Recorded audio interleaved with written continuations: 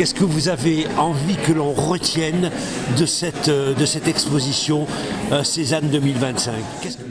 Il faudrait retenir que nous sommes à Aix-en-Provence, que l'exposition Cézanne à Aix-en-Provence, c'est déjà en soi un événement exceptionnel, qu'ensuite plus de 100 œuvres prêtées par les plus grandes institutions, les plus grands musées du monde, les collectionneurs privés aussi ont accepté de se dessaisir pendant 3 mois, en fait plus de 3 mois, 107 jours précisément, et c'est une longue période de leur chef-d'œuvre, et que déjà ça, c'est vraiment tout à fait exceptionnel. Après, il y a des œuvres qui vont jalonner le parcours de l'exposition et qui vont donner une idée précise de l'ensemble de l'œuvre de Cézanne réalisée pendant près de 40 années. 40 années, c'est extrêmement long. Ça nous permet d'aller du début de l'œuvre, de l'origine de l'œuvre, jusqu'à la pleine période de maturité, voire aux dernières années, puisqu'il ne faut pas oublier que les grandes baigneuses ont été commencées au Jas de Bouffan et terminées à l'Atelier des Lauves.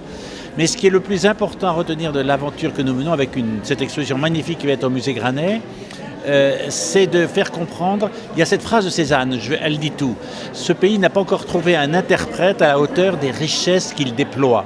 C'est-à-dire que le rapport de Cézanne à la réalité, à la nature, passe par cette nature spécifique qu'est le paysage provençal, ce pays d'Aix, quelquefois la mer à l'Estaque, plus que la Normandie, plus que le pays d'Île-de-France.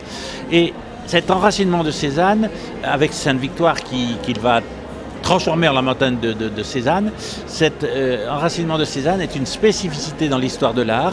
Je pense qu'une exposition comme celle de 2025 est une étape supplémentaire dans cette reconnaissance de Cézanne à Aix. Imaginons qu'il y a 50 ans à peu près, Aix était la ville sans Cézanne. On ouvre regarde les coupures de presse, on regarde les journaux, et c'était ce qui revenait sans arrêt, la ville sans Cézanne.